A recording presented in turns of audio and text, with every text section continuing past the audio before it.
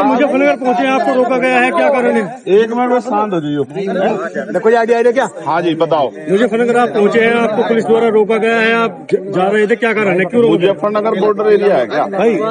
जो मुजफ्फरनगर में कोई किसी के दुख में शामिल नहीं होने जा सकता है भाई। पुलिस का काम है अपराध रोकना, किसी के दुख को जो कोई बांटने जा रहा है उसे रोकना पुलिस का काम नहीं है।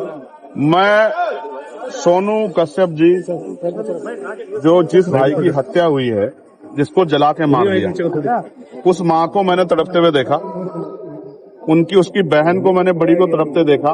उन्होंने कहा कि हमारा अकेला सहारा था, वो हमसे छीन लिया।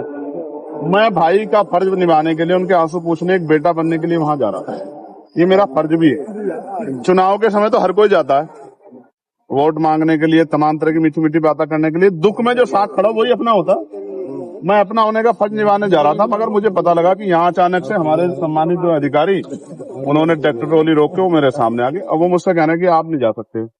मैं ये पूछना चाहता हूँ कि भाई क्यों नहीं जा सकता हूँ? घटना यहाँ की नहीं है, घटना मेरठ में हुई। क्या किसी परिवार को उत्तर प्रदेश में, जो पिछड़े वर्ग का परिवार है, कमजोर वर्ग का परिवार है, क्या उसको सांत्वना देना भी अपराध हो गया? तो मुझे सारी बात में एक चीज समझ आई है कि मैं राजनीतिक अछूत हो गया हूँ यहाँ उत्तर प्रदेश में। मैं किसी पीड़ित की आवाज नहीं उठा सकता। मैं आवाज उठाने जाऊंगा तो मुझे बंद किया जाएगा। इसका एक तरीका मेरी समझ में आया, मैं इनको रास्ता दिख बता रहा हूँ कि जैसे पिछली बार मुझे गोली लगी थी 23 में, मेरी ये हत्या करवा दे पुलिस वाले मिलकर सारे सरकार के साथ। क्योंकि जब तक मैं जिंदा रहूंगा, अगर मैं खाट पे भी रहा, पिलंग पे भी रहा, तो भी बोलता रहूंगा। तब भी जब भी इन पर अन्याय होगा मैं बोलूंगा, पिछड़ों पे, दलितों, मुसलमानों पे, गरीबों पे, बहनों पे। तो एक ही तरीका है इनके पास, ये लोकतंत्र को कुचल रहे हैं, ये संविधान को चल रहे हैं, ये मेरी हत्या करवा दें। इसके बाद तो इनको शांति मिल सकती है, वरना जब तक मैं हूँ क्या तो ये जुल्म रोके, वरना अगर ये जुल्म करेंगे मेरे लोगों पे तो मैं उनकी आवाज को उठाऊंगा, मैं लड़ाई को लड़ूंगा। मैं किसी बात से नहीं डरता। एमपी साहब कई दिन हत्या को हो चुके हैं, अब तक एक युवक जो इसको खाया तो भाई मैं तो जब तक परिवार को नहीं सुनूंगा तब तक मैं कुछ नहीं कह सकता हूँ। मैं तो जाऊँ, जब उनके पास जाऊंगा मुझे अपनी पीड़ा बताएंगे जी। जब मुझे अपनी पीड़ा बताएंगे तभी मैं आगे की बात तो कर पाऊंगा। मैंने तो डिमांड की थी कि इस परिवार को कम से कम 50 लाख रुपए का मुआवजा मिले। क्योंकि देखो मेरी बात सुनो, आप भी पत्रकार साथी हो, अगर आपके साथ कोई दुर्घटना हो, आपके बच्चों को क्या होगा भाई? कमाने वाला था वो चला गया, उसकी बुजुर्ग माँ, उसका क्या होगा? 10 दिन तो सब आएंगे।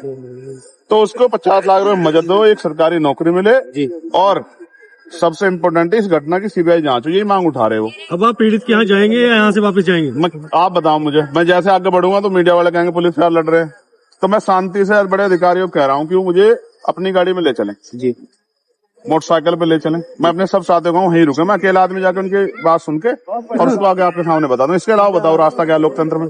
अगर लोकतंत्र में चुनाव प्रतिनिधि जनता के बीच नहीं जाएगा, और की दिक्कत है कि नेता जाते नहीं है, मैं जा रहा हूं तो मुझसे दिक्कत ये है कि वो क्यों जा रहा है। तो भाई और लोगों की मदद नहीं करना चाहता, मैं तो करना चाहता हूं, तो मुझे फांसी चढ़ा दो, यही रास्ता है।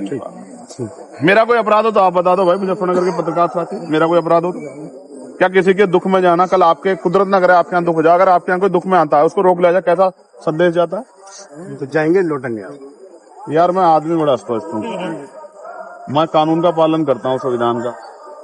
अगर ये संवैधानिक रूप से किनके पास कोई तर्क हो तो बता दें कि इसने जान देना चाहते हैं, और नहीं है तो फिर ऐसा है, अगर जिदबाजी करेंगे तो फिर आप जानते हो, फिर तो वही होगा जो एक भाई को अपनी बहनों के सम्मान में, एक बेटे को अपनी माँ के सम्मान में, और एक न्यायप्रिय व्यक्ति को लोगों की लड़ाई लड़ने के सम्मान में जो करना चाहिए, फिर वही होगा। ठीक है भाई। वो पूरा परिवार